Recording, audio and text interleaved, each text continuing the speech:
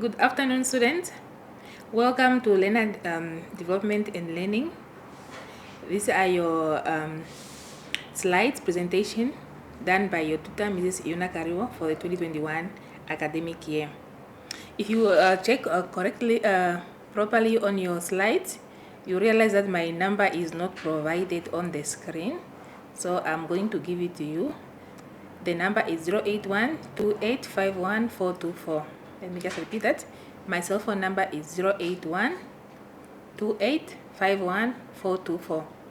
So these are your content-based contact sessions for the year 2021 for the subject Learner Development and Learning, and this is for the DJP and the DPP students.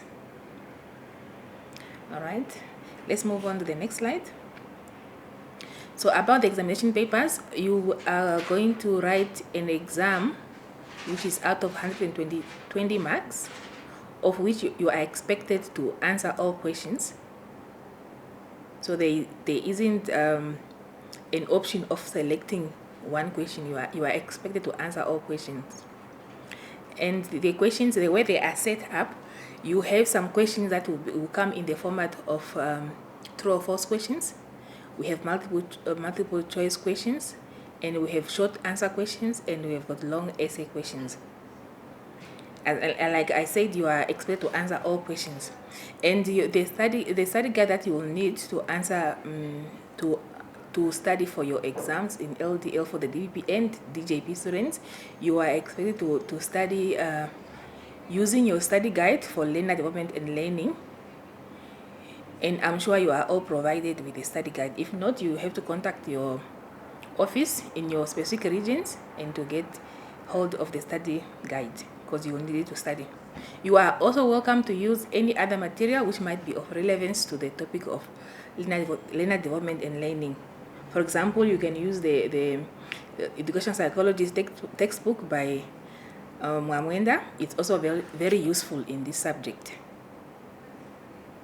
Okay, let's go on to the first chapter. In both the DPP and the DJP study guides, you find that the topic of learning in general is your first topic. So for the examination, you are required to know the meaning of learning in general. What do we mean when we say a learning is taking place in the learning environment or in the home environment? To say a learner has actually acquired learning. What is it that we mean when we say learning has taken place? So you should be able to define or to describe the meaning of learning. The second bulletin there is about children's social and emotional development. You know, children do develop in different ways. We've got the social development and we've got the emotional development.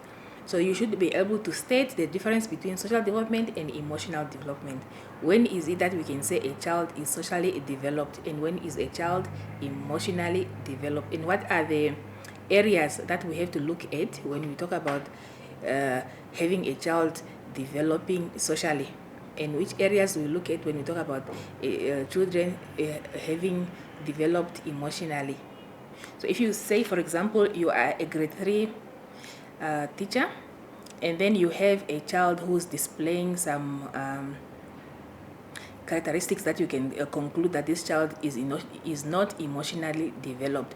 For example, a child who is in grade 3 is a child who will be turning 9 years old that specific year on average. Of course, we do have instances whereby some children started school a bit earlier due to some circumstances, or some children started school late. They might not be in 9 years, but on average, we are saying a child who is in grade 3, for example, will be a 9-year-old child. So for a 9-year-old child, you expect them to be emotionally developed to the level of a 9-year-old. But if you do have a child who is in grade 3, who is 9 years old, and the child is constantly crying, constantly she cannot contain her or his emotional development, is not ready to play with other children, the child is not ready to make friends, the child is not able to interact with the teacher. It's such a child, you can look at their lack of emotional development, and you have to actually be able to to give for example, in the examination, if you are asked to give an example of a child who lacks emotional development, you should be able to explain using an example of how that might have happened or what is lacking in this child to say the child is not emotionally developed at their level of their age where they are and the level of grade in which they are. Also, I can give an example of socially developed, lack of socially developed children. We can say some children are not socially developed, they are not ready to be able to socialize with other children, for example, as I said, in emotional development also. For example, in emotional, we'll see the character in the child, the way they handle their emotions. Like I gave an example of a child who's constantly crying. They are not able to handle their emotions at the age at which they are.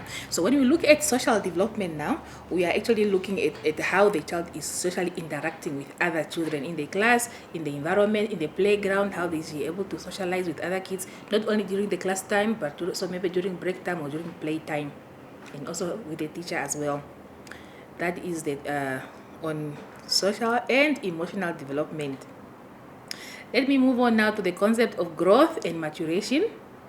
First of all, before I go into detail of what is meant by growth and maturation, as a learner of learner development and learning, you should be able to explain that growth and maturation is not the same thing. There is a difference between growth and maturation. When we talk about growth, we can talk about the increase in the number of years of a child. A child has grown maybe from the age of 3 months to the age of 9 months. The growth has happened. But when we talk about maturation, it has to do with differences in the cognitive development of a person. When you say the person is matured, the person has now grown from where they used to be in terms of their cognitive. In terms of cognitive, we mean their thinking skills. Have they matured? Have they changed from how they were a month before, a year before? If they come in your class in January, by the time that you are assessing them in September, have you seen any difference in their maturation, in their level of thinking? That's what we mean by maturation. So you should be able to actually explain what is meant by maturation and what is meant by growth and how different they are from each other. The areas of development of the toddler, that is our third bullet and then. In the toddler, when we talk about a toddler, this is someone who is between the age of 2 years to the age of 5 years. Basically, that's a toddler. A baby or an infancy, a child is a child who is 0 years to the age of 2 years. Those are infancy. But here we are actually concentrating on those who we consider to be toddlers. Like I said, from the age of 2 years to the age of 5 years. So basically here we have to look at what happens in development. In terms of children that are toddlers, and we know our children who are between the age of 2 years to the age of 5 years are children who will be in our pre-primary schools. These are in daycares or pre-primary schools. So what development takes place at the age of 2 all the way up to the age of 5? You can use all our different theories that we have. You can look at what Erickson says. We can look at all the other we can look at all the theorists, what they talk about in terms of development of a child between the age of 2 years up to the age of 5 years. So here in general, just you have to explain how a toddler is developing. Please underline the word toddler. So in this case, we are not requiring to talk about an infant. We're talking about a child who is a teenager between the age of 13 or 19. That's a teenager. We're actually talking about a child who is a toddler. Like I said, that is the age between the age of 2 to 5 years old. So that is basically what we will concentrate on for the 2021 exam in terms of chapter 1. Let's move on. And just before I move on to chapter 2, in your study guides, the topics I've put under chapter 1, they might not necessarily be in chapter 1 depending on the study guide that you are using.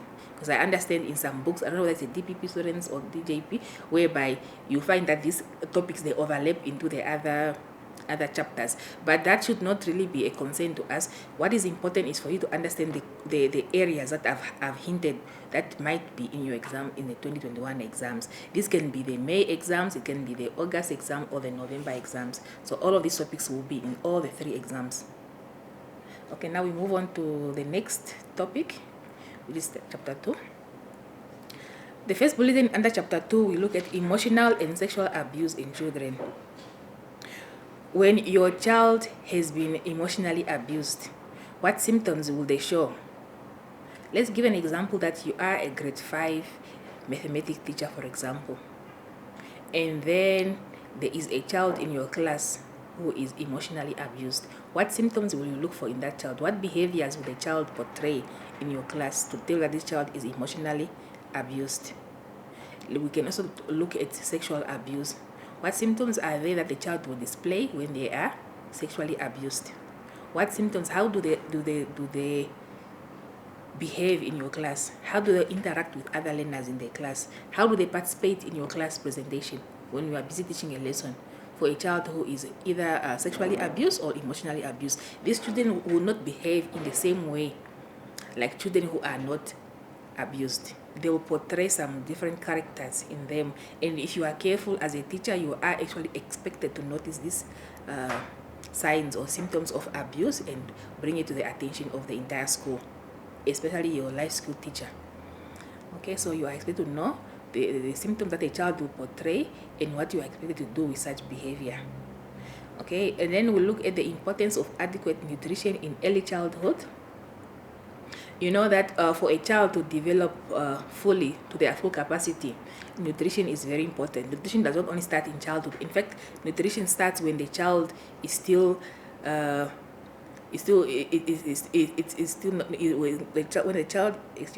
a child is not yet born, when the mother is still expecting the baby, the embryo, all that part. That's why it's important for an expected mother to be exposed or to have adequate nutrition, because all this it assists in the child developing fully.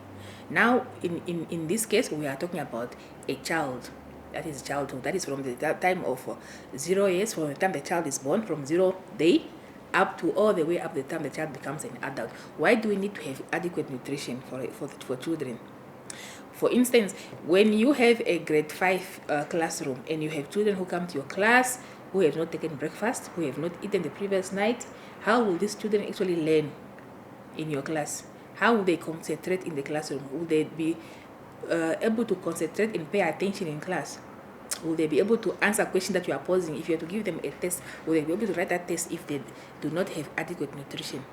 So why is it important that our children should have adequate nutrition in early childhood, in their lives, in their daily lives? So you should be able to explain why adequate nutrition is important, especially for a child who's under the age of 5 years. We are told that a child who is under the age of 5 years, when they are not exposed, when they do not have access to adequate nutrition, these children will not develop fully like children that are that have access to adequate nutrition. They will lack a lot of vitamins, and their bodies will be prone to illnesses. Their bodies will not be able to fight off illnesses because they do not have adequate nutrition in their bodies, and their bodies are not able to withstand or fight off illnesses or any kind of illness or childhood illness that they might suffer from. And if they do not have adequate nutrition, they can easily succumb to any of these diseases that they can get as children. So it's important that they have adequate nutrition when they are still small. And then we move on to the third bulletin, which is about nutrition, sleep, physical inactivity, impact on the development of children. If you look at nutrition, it's more or less the same as adequate nutrition, which I have just explained now. I will still touch a bit on it. When children are exposed to proper nutrition, when a grade 1 child, a 6 or 7 year old child in your class has adequate nutrition, has taken breakfast in the morning, they ate before they came to your class, and they have a lunch break where they've got adequate food to keep them for the rest of the day, to be active during the day. They've got water, they take enough clean water, they've got fruits and vegetables that they eat. These children, their development, even the way they learn in your classroom, you can see that it will go well, and they are able to develop fully at the age where they are and at the level where they are. But for a child who does not come to school with food, who has not eaten at home, and does not have anything, has not taken any water, that child first of all will be dehydrated. They cannot participate, they can be sleepy in your class, they cannot concentrate, and because of that, they are not able to develop at the level they're supposed to be developing at at the age where they are. For example, I mentioned a 6 or 7-year-old child in grade 1. They will not be able to develop at their level because they lack adequate nutrition or proper nutrition. And then we have got sleep. In as much as nutrition is important for the development of children, sleep is as equally important. Children need adequate sleep, at least 8 hours of sleep every day, so that they are able to develop fully. They will lack development when they have not been provided with enough sleep. Hence, we need to emphasize that our children in our classroom, we teach them the importance of proper and adequate sleep. And then we look on to the next thing, which is physical activity. There is a reason why we have physical education in the school system. It's important that our children become physically active, because it also impacts them on development. When they are able to play, throw a ball, kick a ball, and use their cognitive, their motor skills. In fact, when they are throwing a ball or playing with a ball, or they are using a scissor to cut or whatever, it helps them in the coordination, the eye and hand coordination. It's very important. I know with the whole 2020 lockdown issue that we had, most of our children were not being exposed to the normal physical activity. We know a lot of sports were cancelled. Sometimes the children that used to play soccer with their friends in the neighborhood or at school, or some kids, they do play soccer in some clubs. All that had to be cancelled because of the COVID-19 pandemic. But we do emphasize that as the situation is getting back to normal, we should emphasize on the issue of physical activity, because it is important that our children are physically active. It helps them in development. Like I said, it helps with the eye and coordination between the eye and the physical aspect. And the hand-eye coordination is very important, and that can also be assisted when kids do physical activities like playing, throwing a ball, kicking a ball, and all that part. Okay, let's go on to the fourth bulletin under chapter 2. We look at the issue of food again. I think this part we are talking a lot of food, but then again, it's very important to have food. Let's go on the dangers of food.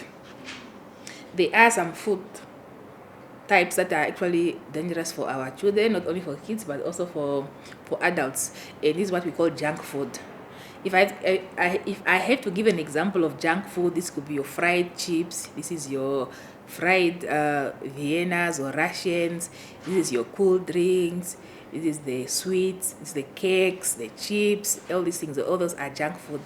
So what are the dangers of junk food? If you look carefully in your study guide, there is a part in your study guide where they explain to you how this junk food can actually be dangerous to your health. Okay, for example, we can talk about if you are someone who eats a lot of junk food. For example, like I said, the cool drinks, which is full of sugar. You eat a lot of fried chips with a lot of oil and salt. All that can actually lead to obesity. And obesity is not good because a person is overweight. A child in your classroom can be overweight, and this overweight can actually hinder the child from participating in physical activity. Like I mentioned there, the child will not be able to concentrate in the class. They can be sleepy because of obesity, and obesity also can lead to other dangerous things like high blood pressure, and it can lead to diabetes. So that's why it's very dangerous to indulge in fast food. And that leads us to our next point, which is now the significance of a balanced diet. Why should we have a balanced diet? A balanced diet is important because you actually have enough content of all the different nutrients that your body needs. You have got enough calcium in your food, you have enough protein, you have got enough vitamin C, you have got all the aspects, all the nutrients that your body needs should be in your diet, including clean water, enough water supply.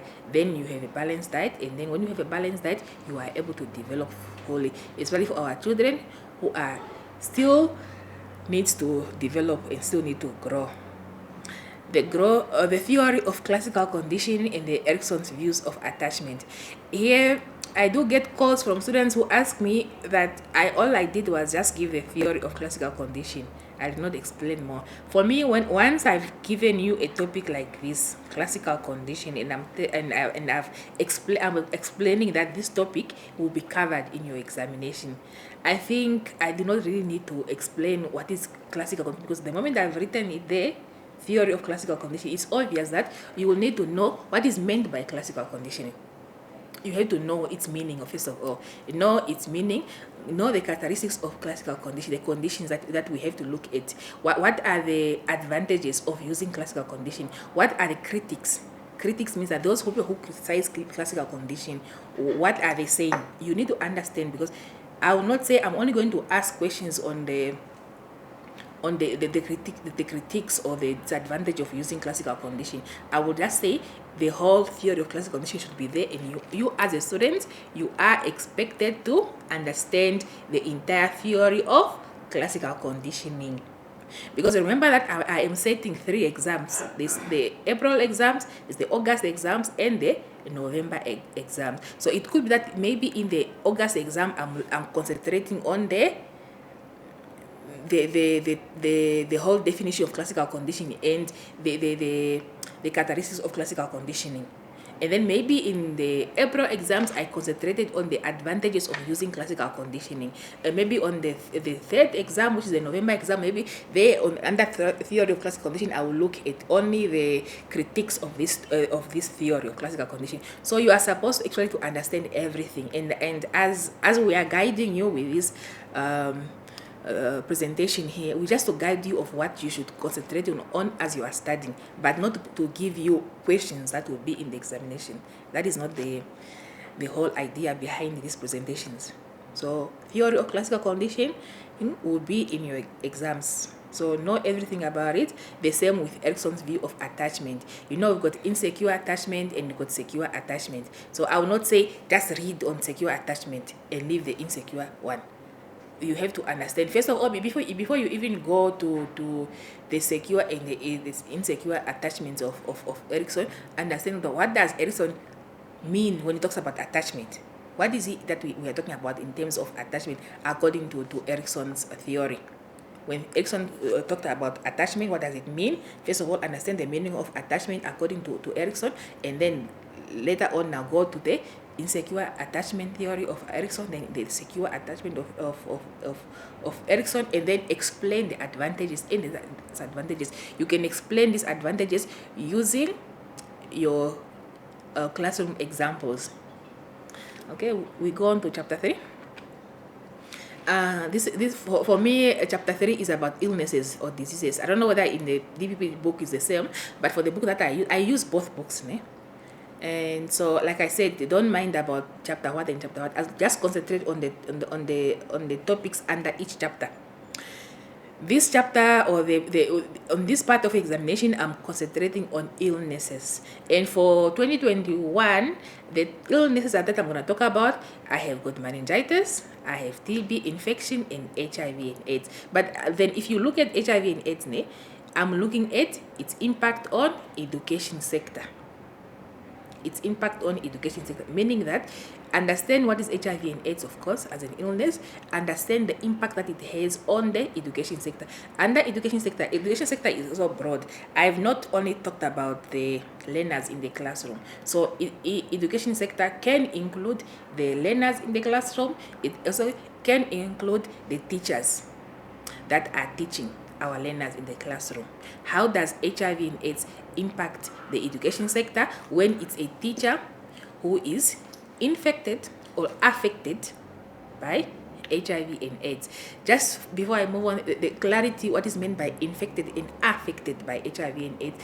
This means that when you are infected as a teacher, it's you yourself who is actually ill because you are living with HIV and AIDS. Hence, how does that now lead to the education sector? If you are unable to come to the class when you're supposed to be in class due to your illness, due to underlying condition caused by HIV and AIDS, then the education sector is impacted by your illness in which you are infected by HIV and AIDS. At the end of the day, the fact that you are not in the classroom teaching, instead of you being in the class from Monday to Friday, you are at school once a month. That means that your learners are affected by that. You are not able to deliver your lesson like you're supposed to deliver. The school, on the basic level of a school level, the principal will be forced to bring in a substitute teacher while you are on sick leave. The ministry will be forced to pay someone while you're on sick leave. That is impacting education sector. Mind you, this is money that should be used for other development areas of the school system, but it's being used by someone who has to replace you because you are ill. That is an impact that HIV and AIDS can have on the education sector, on the part of the teacher. I've only mentioned on the part of the teacher being infected. We can talk about a teacher being affected. When a teacher is affected, means that you yourself as a teacher, you're not the one who's actually suffering from an illness caused by the HIV virus, but you are actually having someone very close to you who is actually maybe hospitalized due to HIV AIDS. Because of that, maybe this is your own mother, this is your own uncle, your own brother, your own sister, and because of that, you can't be at school. You can't go and mark. You can't have learners mark their worksheets. All this, anything that has to impact the normal teaching learning environment due to HIV and AIDS can be an example of an impact that HIV and AIDS can have on the teacher. Now let me go on to the impact that HIV and AIDS can have on the learner. A child who is infected with HIV and AIDS might be in hospital or sick, they cannot be in school, so their absenteeism can lead to them not learning. It could be that this child is actually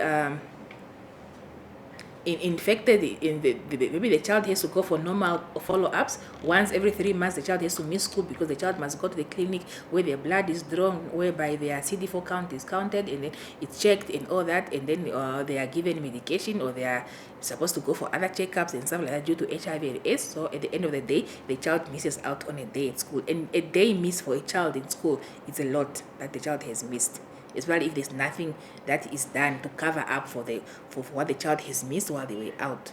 So all these are impact of HIV and AIDS that it has. We do have the issue whereby some children actually are forced to leave a school where they were schooling, go and school somewhere else because their parents have succumbed to HIV and AIDS. All those are also examples of the impact that HIV and AIDS has on the education sector. Okay, and then we move on now to the next point, the care and support for children affected and infected by HIV and AIDS. What care is provided? I just mentioned the issue of parents who succumb to HIV and AIDS. These children become orphans. You have areas whereby the children will move from where they were staying in town with their parents they've passed on, the grandparents are in the villages. These children are forced to adjust, to move from a school where they were to another school somewhere else. Sometimes you find that these children, there's no one who's willing to take care of them, and then they go to an orphanage.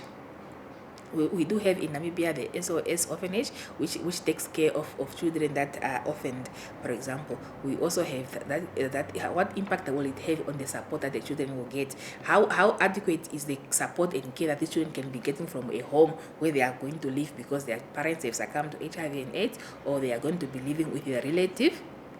How much care and support to these children? Of course, we know that children who are actually live in such situations are more vulnerable to abuse because they are not living with their own parents. Of course, we're not saying every child that goes through that is abused, but we do know that statistics, they do show us that a lot of these children are actually more vulnerable to abuse because of what HIV and AIDS has actually has affected them in such a way. And then we've gone to the complication of meningitis. For me, when I look at the topic, before I even just start looking for the complication of meningitis, I want to understand what is meningitis in the first place. What bacteria or virus causes meningitis? How does one become a sufferer of meningitis? What leads to the disease of meningitis? So understand what leads to the disease of meningitis. What is responsible for causing the illness of meningitis? And what happens when a person is infected with meningitis? How can someone heal from meningitis? And what are the complications that are brought up by meningitis? Understand that. Then we the same way I've explained meningitis, the same also with TB infection. What would lead someone to have TB, and who is more vulnerable to getting a TB infection?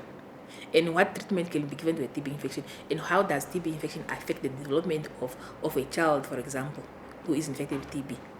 I'm moving on because we are running out of time. We go on to chapter 4.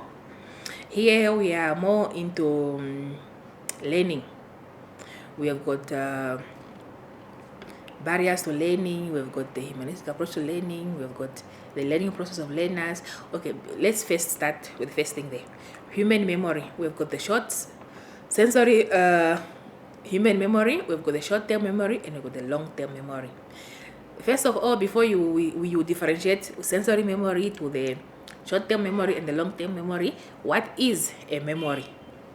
Please go into the study guide, understand what is meant by human memory, then understand what is now sensory memory. How long is the memory kept in our brains? How long do we have short-term memory, and when do we have long-term memory, and what impact does it play now in our whole learning process? Then you look on the effects of motivation in learning.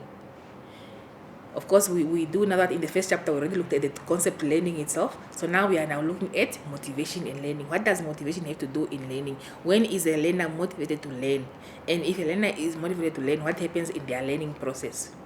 We come on to the next bullet, which is number 3, the extrinsic and intrinsic barriers to motivation to learning. Extrinsic is something that is from outside, like exit. Extrinsic is the outside part, and intrinsic is what is inside. Okay, meaning outside of a learner who is learning.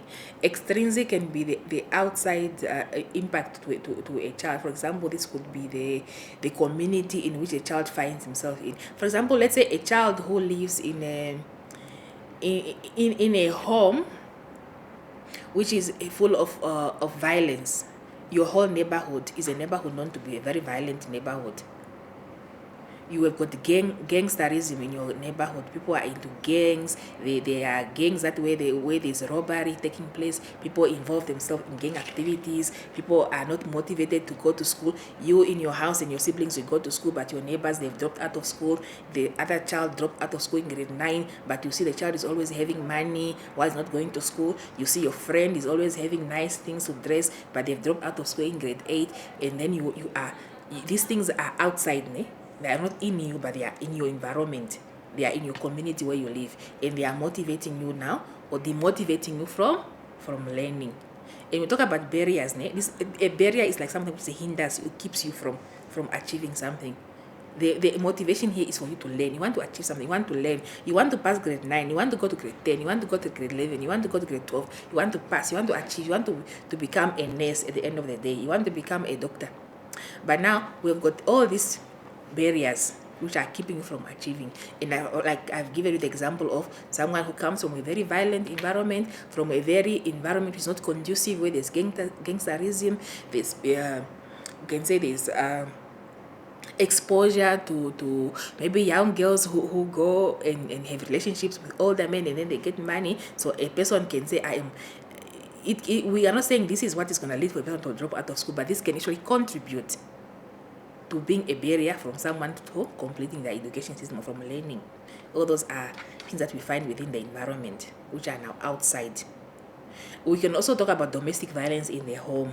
A child is exposed to an environment which is not so conducive. They are not able to do their homework at night. When you're about to take your book and start learning or reading for a test, there you see mommy and daddy fighting, and then that is now domestic violence happening in your home. All these things can actually hinder you from learning or be a barrier to your learning. And then we've got the intrinsic. Intrinsic, like I said, is what is inside of you as a person, not outside. Not the neighbors who is in a gang, not the neighbors who has dropped out of school and is driving a car while they dropped out of school. Not that. Those are extrinsic. Now we're talking about what is inside of you. When you lack motivation to learn, you don't see the need to learn. When you are not inspired by yourself, but you are not having that willingness to learn, that can be the intrinsic, which is now coming from inside. You don't see the need to learn. Even though you are living in an environment where everybody is studying, where everybody around you is a lawyer, is a nurse, is a teacher, is a doctor, but that is not actually encouraging you to learn. You just lack the interest in learning. That can be the intrinsic barrier that you can look at. The humanistic approach to learning. In this topic of humanistic approach, understand what is meant by humanistic approach. Go and find out the theorists that wrote the theorists that have written literature or theory on humanistic approach to learning, and what do they mean by the humanistic approach to learning. And then we come on to the last point under chapter 4 here, which is now discipline as an important aspect in the learning process of learners. What do you mean by discipline? Why is it important that learners should be disciplined if they have to learn? the discipline for you to complete an assignment, the discipline for you to study for a test the following day, the discipline for you to sit in the class and listen to the teacher. Why is it important that we need to have all this discipline? Why is it important that a person, a learner, a child, people in your class should be able to have discipline for learning to actually take place in the classroom? So that discipline is very important, and of course you should know what we mean by discipline. What is discipline? Okay, the last chapter, we look at the authoritarian versus the democratic disciplinary styles of discipline. Like we already mentioned discipline there. We have got types of discipline. We have got those who believe in a democratic discipline style, and then we've got those who believe in the authoritarian way of discipline. The authoritarian are the people who believe that the leader or the teacher is the one who is in charge, and the learners in such an environment have to listen and do everything that they have been told by the teacher. They don't contribute to the rules in the class. They have no say. All they have to do is just to follow what is being given to them by the authority of the school. That is, could be the teacher or the principal or the HOD in the school. That is the authoritarian style of disciplining. And then we've got the democratic style of discipline, whereby in democratic you actually give a chance even to the learners to also come up with the rules. For example, the rules in the class. And then you also take you allow them to take responsibility of their own ill discipline, things that they might do in the class. For example, someone who is eating in class, you ask them, okay, since you have violated the rule of the class which says do not eat in the class, which you were also responsible for forming, what can be done to you? So that can also be in a democratic way, because everyone is part of the discipline and is also part of forming those discipline rules, and is also part of implementing them. You also, as a learner, you also have a say on how you are going to be disciplined, or you also understand why you are being disciplined, because you are part of the rules that were made in your class. The left and the right brain understand what function does the left brain play and what function does the right brain play. Understand that there is a difference between those people who we consider to be right brain and the people who are considered to be more of left brain oriented, and explain what characteristics are there and how do they differ and what do they bring to the table. Okay, then we move on to the comparison of intrinsic barriers to the extrinsic barriers to learning. This is I think a repetition. The only difference, the only main point that we are highlighting here is the word comparison. Comparison means we are comparing. You have your intrinsic barriers there, you got the extrinsic barriers, and then you compare them, just to compare them. Maslow's theory of needs. We all know the famous Maslow's theory of needs, and people like drawing them before they explain them. If the question doesn't ask you to draw, you don't have to draw. If the question expects you to draw the whole diagram of the Maslow theory of needs, please do draw it and then explain. It depends. I don't know how the question will come in all the different exam papers. Remember, the 3 exams are not entirely the same. For some who write the April exam, but the topic of Maslow's theory of needs will be there. And you need to understand what happens at each stage of Maslow's theory of needs. All the theory, understand all the stages, and explain what happens at this stage and what happens at that stage in terms of learning and the needs of a person. That is all that we have. I hope I was not too fast and you are able to if I'm too fast, you can always rewind and listen again. But yeah, I tried to explain as much as I could. And of course, taking into mind that I should not give answers to all these topics that I've just mentioned them. We come now to the general information. All questions should be answered as I emphasize. Please, students, try to answer each and every question. If questions are left unanswered, this is where we lose a lot of marks. Try to tackle each and every question. All these topics that I've mentioned here, you have seen this type of topics in questions in your assignments. The topics that you have here are also what you find in your. I'm not using a different study guide to set the questions from what I use for the assignments. By the time you are writing this exam, you would have already gotten back your assignment paper. So try to answer all the questions. And try to relate everything that you have studied. You have got your study guides. You are guided on what might be in the examination, even though you are not really given the exact questions that will be in the examination, but you are given a guide on what to expect in the examination. Hence, you are advised to please tackle each and every question for you to pass the subject. Learner development and learning is a very easy topic. It's a very easy module because it talks about the development of a learner from childhood all the way up to adulthood. And we should be able to use practical examples in our discussions in the examination. I know some of us are not yet teachers. As students who are taking this subject, this module, you might not relate to these examples from your own teaching experience, but you were once a learner and you do know what happens in a classroom. So you are advised to use practical examples that you are able to think of in your discussions, and they should be genuine examples, realistic examples, right? And with that, we have come to the end of this presentation for the 2021 examination for the April, August, and the November exams. I am your tutor, Mrs. Yuna Kariwo, and my cell phone number again is 081-2851-424. 081-2851-424. If you do not get that, you can call the office and ask from the course coordinator to give you all my information and my email address in case you do have questions. All the best for examination, and goodbye.